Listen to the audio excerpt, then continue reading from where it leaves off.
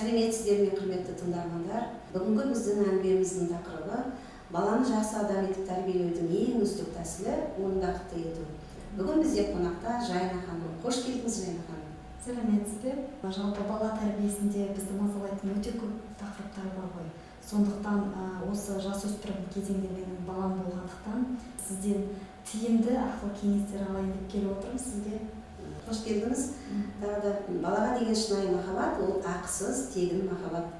Баланы ол сенің бар болғаның үшін ғана мен сені жақсы көремін дегенді білдіретін махаббат. Біз шартсыз махаббат баланы ақылды немесе аңғал деп санамайды. Ол бала қандай күйде, сол күйде оны қабылдау. Осы шынайы махаббат болып табылады. Махаббат бұл баланың өмір сүру тәсілі. Балаға махаббат ауадай қажет.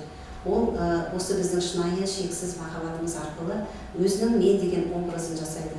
Сонымен қатар өзі келген әлемнің беріктігіне сенімділікке үйренеді.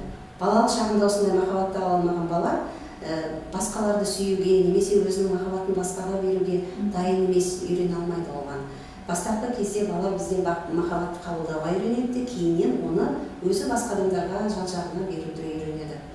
Міне осындай махаббат айналымы ғана адамды бақытты етеді. Сондықтан да ата-аналар өзіміздің махаббатымызды жиі балаға көрсетіп, оны жақсы көретінімізді білдіріп тұруымыз керек. Сонымен қатар кішкентай балалар жаңа туған, жаңа ғана дүниеге келген баланы біз шынайы бір шексіз таза махаббатпен жақсы көреміз, ешқандай оған талап қоймаймыз, ешқандай одан ештеңе күтпейміз ол баладан, тек қана жақсы көреміз. Ал бала өсіп келе жатқан кезде, жаңа сіз айтқандай, жасөспірім жеткіншек шағына жеткен кезде оған біз талаптар қоюды бастаймыз. Сол кезде біздің махаббатымыз, қамқорлығымыз басып кетеді де, махаббат артқа қарай жылжып кетеді. Біз оларға көптеген талаптар қоямыз, жүгірме, байқа, құлайсың, жазаланасың деген сияқты талаптар қоямыз. Осы кезде балалар, кішкентай бала ойлайды, махаббатты жай алуға болмайды екен. Махаббатты алу үшін еңбек ету керек деп ойлайды. Бірақ біздің ересектердің қойған талаптарына балалардың күші жетпейді. Олар әлі бала кішкентай, сондықтан олар біздің талаптарымызды орындауға олардың күші жетпейді. Осы кезде баланың ішінде бір үлкен қорқыныш пайда болады. Бала өзінің қорқынышын ашу ызамен, жаңағы қырсық мінезімен сыртқа шығарады. Керіс әрекеттермен, керіс әрекеттермен қарсы болып шығады бізге. Баланың ең жақын адамына деген сенімі шынайы. Ол біздің әрбір айтқан сөзімізге сенеді. Біз баланы тек қана бала деп білсек, ол кезде ғана біздің көңіл күйіміз де дұрысталады, баламен қарым-қатынасымыз да жақсарады. Баланың өзін ешқашан да кінәлауға болмайды. Мүмкін баланың іс-әрекеті жаман шығар, бірақ бала ол біздің сүйікті баламыз, біз оны жақсы көреміз.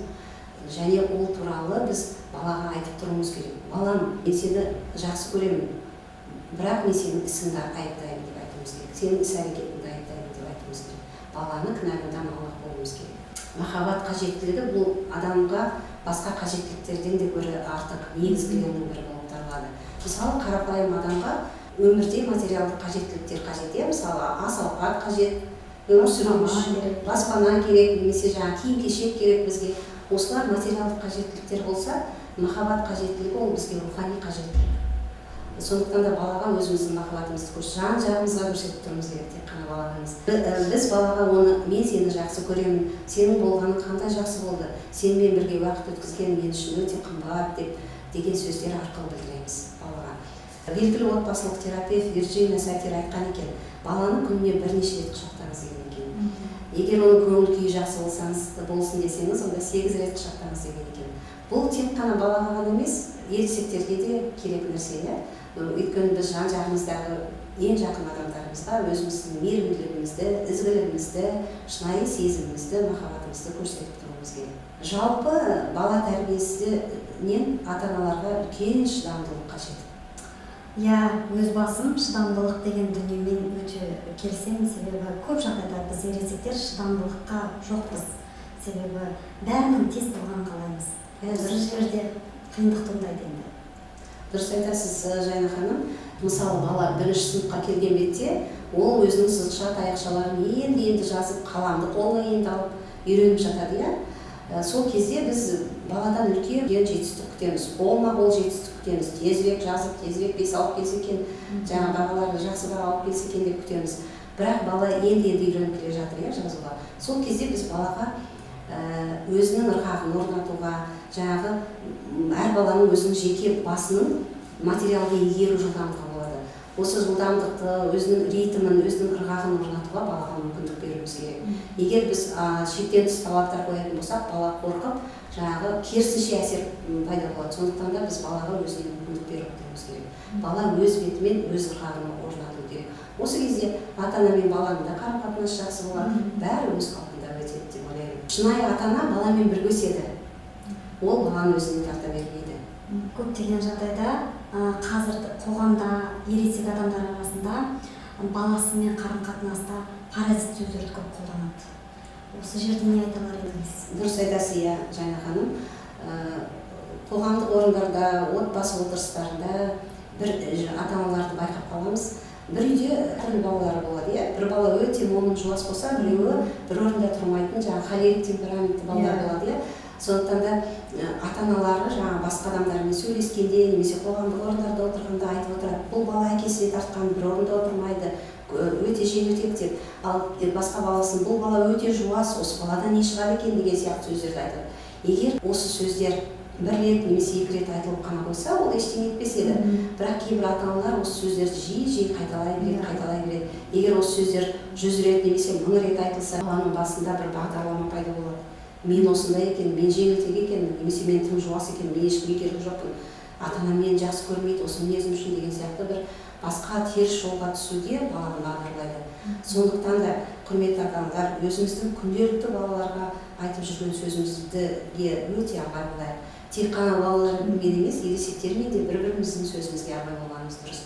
Баланы мысалы таңертең оятқанда жақсы жылы сөздермен оятсақ, мысалы балам, о, менің ақылдым, менің данышпаным, бүгін сен үлкен істер күтіп тұр, кәнеке тұра ғой, сен үлкен жетістіктерге жетесің, мен саған сенемін деп оятсақ, баланың көңіл-күйі күні бойы жақсы болып жүреді. Ынталандырып отыр, ол біздің қолымызда бәрі. Шыдамдылық таныту біздің қолымызда. Сонымен қатар кешкі жаңағы ұйқыға кетердің алдында да балаға бір жылы сөздер айтып, бүгін сен көп еңбек еттің, жақсылап демал балам, ертең сені жақсы үлкен істер күтіп тұр. Мен саған сенемін, сен үлкен жетістіктерге жетесің, менің балам ақылды, мен сені өте жақсы көремін, мен сенің артыңда тұрамын, мен сені қорғаймын деген сияқты сөздерді жиі балаға айтып тұруымыз керек. Баланы қалтқысыз сүюмен өсіру бұл ғылым, өнер. Ал ең алдымен бұл шығармашылық. Шартсыз махаббат біз келіп жеткен нәтиже емес. Ол бір іс-әрекеттің қосындысы да емес.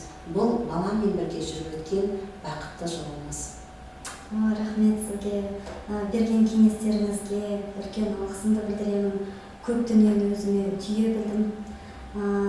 Тағы да бір алғыс айтуға рұқсат етіңіз. Бүгінгі әңгімемізді мен ұлы атамыз, Абай атамыздың сөздерімен аяқтағым келеді. Өзін тәрбиелей алмаған өзгеге өнеге көрсете алмайды деген екен Абай атамыз. Сондықтан да құрметті ата-аналар, өзімізді тәрбиелейік. Рахмет.